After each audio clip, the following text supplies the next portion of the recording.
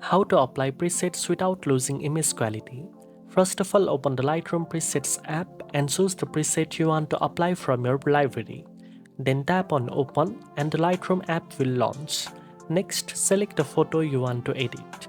Before applying, make sure your photo is in full resolution and hasn't been compressed.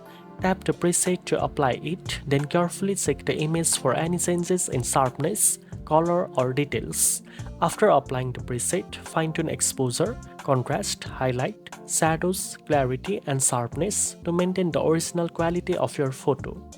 Avoid over-editing, as this can lead to pixelation or loss of detail. Once satisfied, save your photo in high-resolution format to ensure it retains maximum quality. Now you know how to apply presets without losing image quality. If you found this video helpful, don't forget to like, share and subscribe for more editing tips. Thanks for watching and I'll see you in the next one.